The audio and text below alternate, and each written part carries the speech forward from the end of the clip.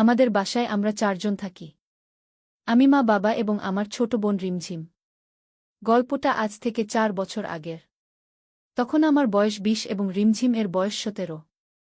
রিমঝিম অনেক সুন্দরী। ছোট থেকেই রিম বর্বর পম্পমের অধিকারী। তাই আমি যখন থেকেই পারিবারিক ভাই বোনের গল্প পড়ি তখন থেকেই রিমকে কল্পনা করে গিটার বাজাই। একবার গল্প পড়ার সময় আমার মাথায় কি একটা বুদ্ধি আসলো, আমি একটা ফেক ফেসবুক অ্যাকাউন্ট খুলে সেটা দিয়ে অনেক মেয়েদের সাথে ভাই বোন, মা ছেলে রোলেপ্লে করে চ্যাট করতে শুরু করলাম। এমন করতে করতে একদিন আমার ফেক আইডিটায় রিম আমার ছোট বোনের আইডিটা আসলো। জানি না কেন ওটা দেখেই আমার কেমন একটা লাগলো এবং আমি কোনো কিছু চিন্তা না করে ছোট বোনের আইডিতে ১০১২টা পারিবারিক গল্প পাঠাই দিলাম এবং নিচে লিখলাম যে কি আমরা পরিবার এর মধ্যে করার জন্য মেয়েদের উৎসাহিত করছি। আশা করি আপনি আমাদের গল্পগুলো পড়বেন এবং আপনার যদি আরও গল্প পড়তে ইচ্ছা হয় তাহলে আমাদেরকে শুধু এক লিখে রিপ্লাই করবেন। এছাড়াও আপনার কোনো টিপস লাগলে যোগাযোগ করবেন। আপনার গোপনীয়তা রক্ষা করা হবে কি এই সব দিয়ে আমি মনে মনে দোয়া করতে শুরু করলাম যে রিমঝিম গল্পগুলো পরে আমাকে রিপ্লাই করবে। ২ দিন হয়ে গেল কোনো রিপ্লাই আসলো না, তাই পরে আমি আশা ছাড়ি দিলাম। তৃতীয় দিন রিমঝিম রিপ্লাই করল। রিম বলল, ছি, এগুলো কি সব দিয়েছেন? এগুলো হয় নাকি? ছি ছি।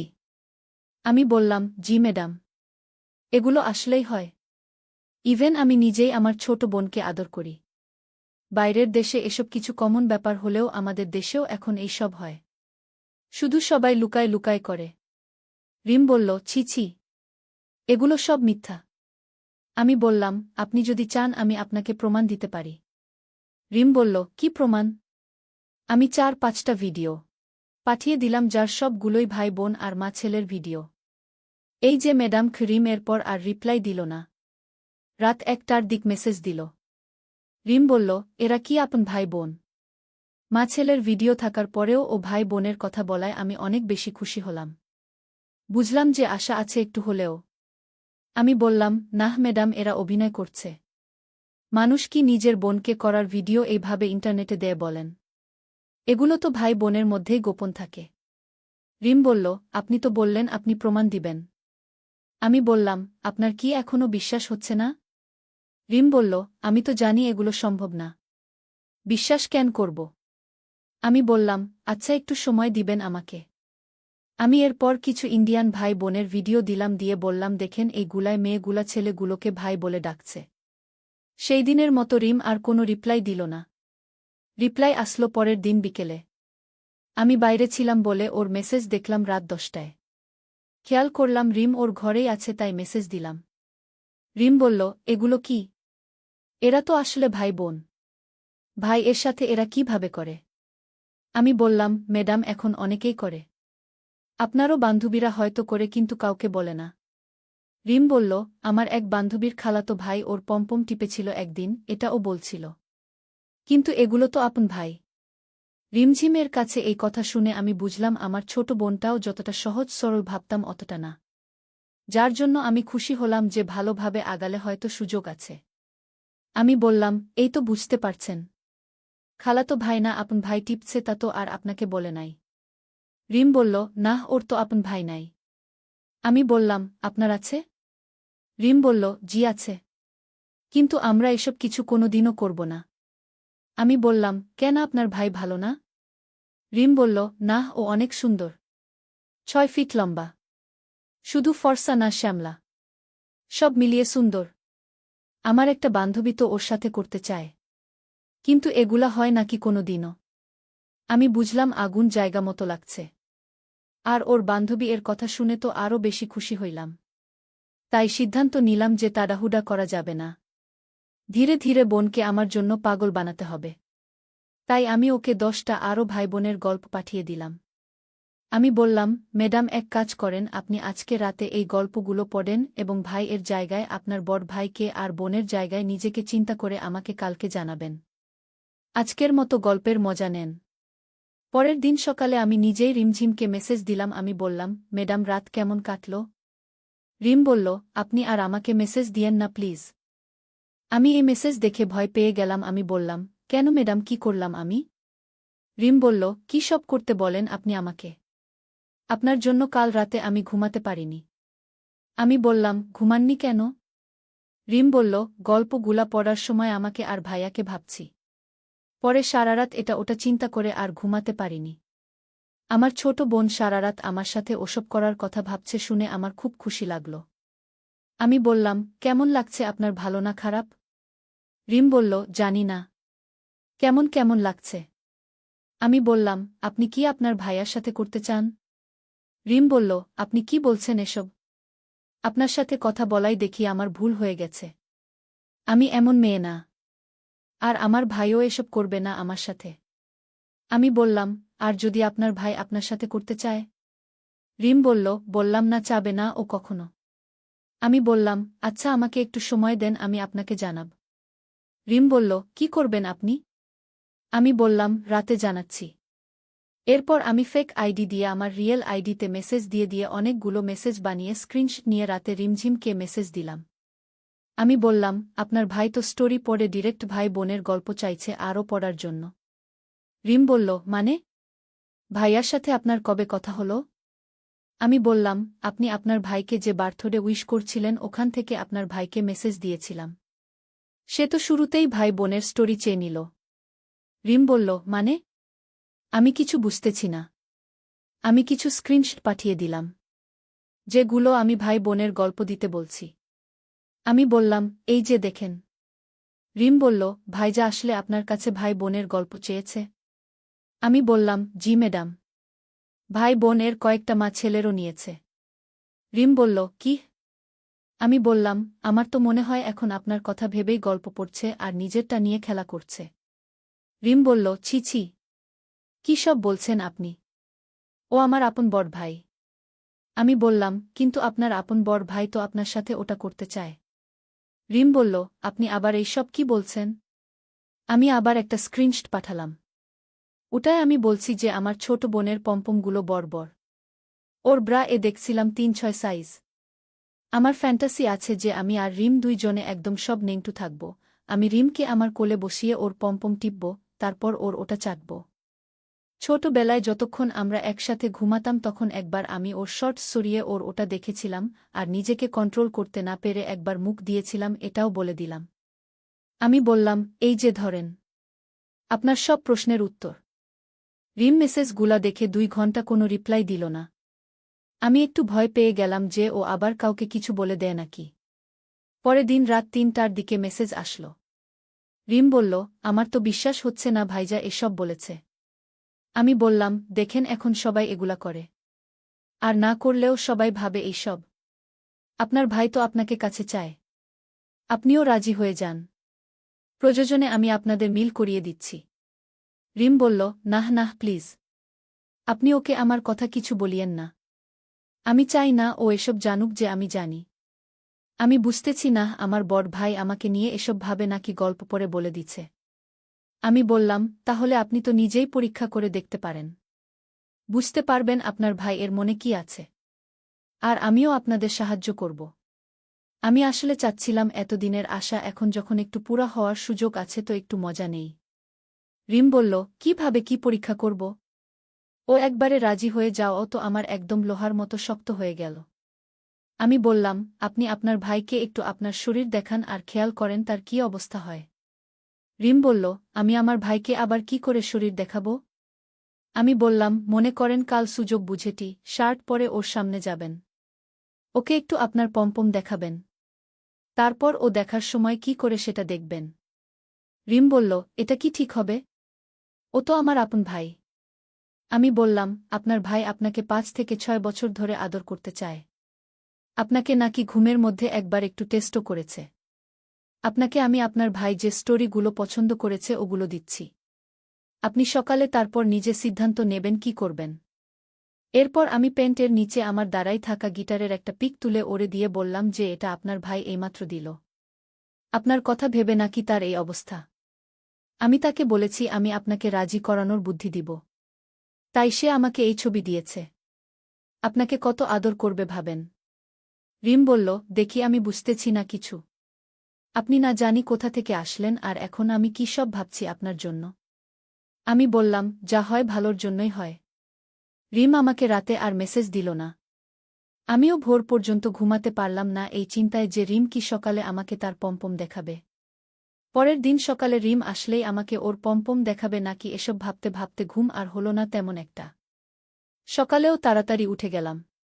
ঘুম থেকে উঠে বেডে শুয়ে ভাবলাম ফেক আইডি দিয়ে বোনকে আরেকবার একটু উৎসাহিত করি ভাইকে পম্পম দেখিয়ে পরীক্ষা করার জন্য। তো ফেক আইডি লগ ইন করছি এমন সময় রিম আমার ঘরে আসলো, আর রিমকে দেখি তো আমি হা হয়ে গেলাম। আমি আসলে মনে মনে চাইলেও ভাবিনি এটা এইভাবে সত্যি হবে। রিম একটা সাদা টি শার্ট পরে আমার ঘরে আসছে এবং ভিতরে কোনো কিছু পড়েনি। ওর ওগুলা খুব সুন্দরভাবে ফুটে আছে। নিপলগুলোও বোঝা যাচ্ছে। ও জানি ঘরে এসে আমাকে কি কি বলল আমি কিছু না শুনে শুধু ওর ওটার দিকেই তাকিয়েছিলাম। একটু পর রিম আমাকে হাত নাড়িয়ে বলল খু ভাইয়া কি হলো তোর? কি দেখছিস? এবার আমি একটু সম্মতি ফিরে পেলাম আর ওকে বললাম। আমি বললাম কি বলছিলি? রিম বলল তুই এইভাবে কি দেখছিস? আমি ওর বুকের দিকেই তাকিয়ে বললাম কিছু না। কি লাগবে তোর বল? রিম বলল আরে আমার আজকে ছুটি। বাসায় করার কিছু নাই। আমাকে কি একটু ঘুরতে নিয়ে যাবি বাইকে করে? আমি আচ্ছা ঠিক আছে। নাস্তা করে চল ঘুরে আসি। রিম আচ্ছা বলে একটা হালকা হাসি দিয়ে চলে গেল। আমি যাওয়ার সময় ওর দিকে তাকিয়ে থাকলাম। আমি আর না পারি পেন্ট খুলে আমার গিটার বের করে নাড়তে নাড়তে রিমকে মেসেজ দিলাম। আমি বললাম কি ভাবছেন কি করবেন? সাথে সাথে রিম মেসেজ দিল আপনার আর আমার বান্ধবীর কথা শুনে এতক্ষণ নির্লজ্জের মতো বড় ভাইকে নিজের বুক দেখিয়ে আসলাম। আমি বললাম বান্ধবী মানে? রিম বলল আরে আমার বেস্ট ফ্রেন্ড আনিকা। ওকে আমি কালকে রাতে ফোন দিয়ে সব বলেছি। আপনি ভাইয়ার যে ভিডিওটা দিয়েছেন ওটা দেখে ও বলল আজকে ভাইয়ার পরীক্ষা নিতে। ভাইজা তো যেইভাবে হা হয়ে তাকিয়েছিল আমার দিকে মনে হচ্ছিল এখনই খেয়ে ফেলবে। আমি বললাম মানে আপনি আপনার বেস্ট ফ্রেন্ডকে আপনার ভাই এর গিটারের ভিডিও দেখিয়েছেন? রিম ভাইয়ার কোনো সমস্যা নেই ও কাউকে বলবে না। রিমের এই কথা শুনে তো আমি কিছু বুঝলাম না। মানে আমার বোন ওর ফ্রেন্ডকে নিজের ভাই এর গিটার দেখায়? কিছুই বুঝলাম না কিন্তু আরও অনেক বেশি এক্সাইটেড হয়ে গেলাম। 5 মিনিট পর রিপ্লাই দিলাম। আচ্ছা। আপনার ভাই আমাকে বলল কিছুক্ষণ আগে কি কি হয়েছে। আপনি তো দেখি একদম পুরা অবাক করে দিয়েছেন। আপনার ভাই এর গিটার তো পুরো তাল গাছ হয়ে গেছে। রিম বলল ভাইজা কি আবার আপনাকে পিক দিয়েছে? আমি বললাম কেন আপনি দেখতে চান? রিম বলল জি একটু দেখতাম আমার বান্ধবীটাও দেখতে চাইছে। ওই তো আমাকে বুঝিয়ে রাজি করিয়েছে ভাইয়াকে ওইভাবে দেখাতে। আমি এখন বিশাল একটা শক খেলাম যে ওর বান্ধবী কই থেকে আসলো এসবে। কিন্তু এক্সাইটেড হয়ে একদম একটা বড় ভিডিও করে রিম রিম বলে গিটার বাজানোর ভিডিও ওকে পাঠিয়ে দিলাম। রিম ভিডিও দেখে আর কিছু বলল না। শুধু বলল কি ভাইয়ার সাথে বাইকে ঘুরতে যাব একটু পর। ভাবছি রাস্তায় ওরে আমার বুকের ফিল দিব। ঠিক হবে কি? আমি হ্যাঁ এটা তো খুব ভালো বুদ্ধি। পারলে কোমর জড়ানোর বাহানায় একবার আপনার ভাই এর গিটারটাও টিপি দিয়েন। রিম বলল আপনি আর আনিকা দেখি একদম সেম ও আমাকে একই কথা বলেছে একটু আগে। আমি তো এগুলো শুনে বোনের সাথে ওর বান্ধবীরও স্বপ্ন দেখতে শুরু করলাম। মেসেজ এর আর রিপ্লাই দিব এমন সময় রিম দরজা নক করে বলল কতক্ষণ লাগবে তোর যাবি না নাকি? আমি বললাম এই তো রেডি হচ্ছি। বলে ফোনে চেক করলাম রিম মেসেজ দিয়েছে ভাইজা মনে হয় গেট লাগিয়ে আমার কথা ভেবে এই সব করছে। একটু দেখে আসি দেরি হয়ে যাবে না হলে। মামুনি আর যাইতে দিবে না। আমি তো এই সব দেখে পুরো পাগল হয়ে গেলাম। মানে সব কিছু কেমন নাটক লাগছিল আমার। কাল রাতে যেই মেয়ে ছিছি করল তার আজ কি হলো? কি হচ্ছে এসব? আমি মেসেজ দিয়ে বললাম কি মনে করে ভাই এটা ধরে দেখিয়েন। তাহলে দুইজনই মজা পাবেন। রিম রিপ্লেতে শুধু মুখ থাকা লজ্জা পাওয়ার ইমোজি দিল। তারপর আমি রেডি হয়ে রিমকে বললাম চল বাইরে নাস্তা করব এখন। রিম দেখলাম খুশি হয়ে গেল অনেক। তারপর নিচে গিয়ে বাইক বের করে রিমকে বসতে বলার সাথে সাথে ও এমনভাবে উঠল যে উঠেই ওর বুকটা একদম আমার পিঠের মধ্যে চাপা খেল। আমার তো ওর এসব কাহিনী দেখে একদম দাঁড়িয়ে গেল। আর ও ধরবে এই চিন্তায় আমি ট্রাউজারের নিচে কিছু পরিও নি। একটা বডটি শার্ট পরেছি যেন মানুষ না বুঝে যে দাঁড়ায় আছে। বাসা থেকে বের হয়ে একটু দূর আসতেই রিম আমার পেটের কাছ থেকে সামনে হাত দিয়ে ধরে বসল। আমার তো হার্ট বিট আরও ফাস্ট হয়ে গেল। আমরা কেউ কারো সাথে কথাও বলছি না। এরপর একটা করে ছোট ঝাঁকি খায় আর রিম ওর বুকটা আমার পিঠে চেপে ধরে আর নিজের হাতটা একটু করে আগা। এভাবে 5 মিনিট চলার পর রিম একদম ওর বুকটা আমার পিঠে চাপা দিয়ে বসে থাকল। নিজের ছোট বোনের নরম বুকের অনুভূতি নিয়ে বাইক চালাতে যে আমার কত কষ্ট হচ্ছিল। আমার রাস্তায় তেমন কোনো খেয়াল নেই। আর আমি ইচ্ছা করেই ওকে নদীর সাইডের গ্রামের ফাঁকা রাস্তায় ঘুরতে নিয়ে গেলাম। কেবল ঠান্ডার সময় শেষ হওয়ায় রাস্তায় হালকা মিষ্টি রোদমার সময়টাকে আরও কেমন করে তুলছিল। এভাবে চালাতে চালাতে হঠাৎ একটা স্পিড ব্রেকার চলে আসায় আমি খেয়াল না করে ওটাই তুলে দেই, আর এর মধ্যে রিম এমন একটা কাজ করে ঝাঁকির সাথে রিম একদম খুব করে আমার গিটারটা চিপে ধরে ছেড়ে দেয়। আমি হঠাৎ ওর এই কাজ বাইক থামিয়ে ফেলি। থামানো দেখে রিম ভয় পেয়ে যায়। রিম বলল, ভাইজা সরি সরি, ওই ঝাঁকির জন্য ব্যালান্স করতে গিয়ে এমনটা হয়েছে। আমি বললাম, তুই কেন সরি বলছিস? আমি সরি, আমি আসলে অনুভূতির চিন্তায় খেয়াল করিনি। ভয় পাস না, তুই শক্ত করে ধরে বস। রিমের চেহারা একটু স্বাভাবিক হল। আর ও বলল, কিসের অনুভূতি নিচ্ছিলি তুই? আমি বললাম, এই যে এই মিষ্টি রোদে তোকে নিয়ে ঘোরার। রিম বলল, আচ্ছা তাই বল। আমি বললাম, চল যাই, তুই ধরে বস ভালোভাবে। এই বলে আমি নিজে রিমের একটা হাত নিয়ে একদম আমার গিটারের একটু উপরে দিলাম। ও দেখলাম হাতটা ওখানে রেখেই বুকটা আবার আমার পিঠে ঠাসা দিয়ে বসল। আর হাতটা আস্তে আস্তে নড়াচ্ছে। এভাবে 5 মিনিটের মতো যাওয়ার পর একটা হালকা ঝাঁকিতে রিম আবার আমার গিটারটা ধরল। ধরে একবার টিপে হাতটা পেট থেকে সরিয়ে নিল। আমি তো একদম শেষ, তাও ওকে একটু সাহস দেওয়ার জন্য বললাম, হাত সরালি কেন? ধর তুই, সমস্যা নেই এমনভাবে বললাম যেন বুঝে যে কি ধরতে বলছি। রিম ও মনে হয় এটা শুনে সাহস পেল আর ডিরেক্ট হাতটা আমার গিটারের উপর দিল। দিয়ে 2 মিনিট যাওয়ার পর একটা বাজার চলে আসলো, অনেক লোক। ও হাত সরিয়ে নিয়ে বলল, চল নাস্তা করে নেই। ওই হোটেলটায় পরোটা ভাজছে গরম গরম। তারপর আমরা নেমে নাস্তা করলাম। নাস্তা করার সময় আমরা কেউ কারো সাথে বেশি কথা বললাম না। আমি শুধু ভাবছি কি হচ্ছে এসব। রিমের দিক 2-3 বার তাকালাম, ও লজ্জা না পেয়ে আমার দিকে তাকিয়ে কেমন দুষ্টু একটা হাসি দিল। তারপর আমরা নাস্তা শেষ করে আবার বাইকে উঠলাম। রিমঝিম আমাকে বলল, ভাইজা কোনো ফাঁকা রাস্তায় নিও, যেইখানে লোকজন নেই তেমন। আমি কিছু বললাম না। বাইক চালাতে শুরু করলাম নদীর সাইডের রাস্তা দিয়ে। নতুন রাস্তা, তাই আশেপাশে বাড়িঘর নেই। রাস্তা ফাঁকা হওয়ার সাথে সাথে রিম আমার পিঠের নিজের বুক ঠাসা দিয়ে ডিরেক্ট আমার গিটারটা চেপে ধরল। আমি একটু কারেন্ট শক খেলাম। আমার তো কিছুই বিশ্বাস হচ্ছে না। এবার রিম আস্তে আস্তে আমার গিটার টিপতে আর নাড়তে শুরু করল। আমার তো অবস্থা খারাপ, কিন্তু নাও করতে পারছি না।